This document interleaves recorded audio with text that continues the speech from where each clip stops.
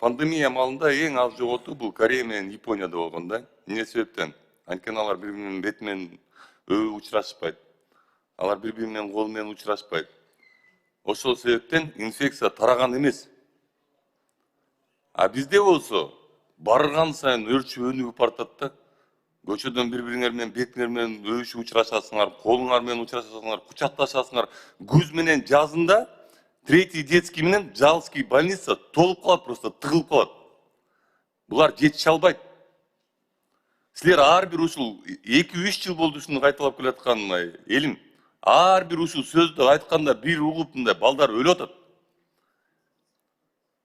Третий детский реанимациясына да барам, Жалский реанимацияга да барам. Бүт ОРВИ жана ушундай инфекцияларды жуктурган балдар бүт жерде.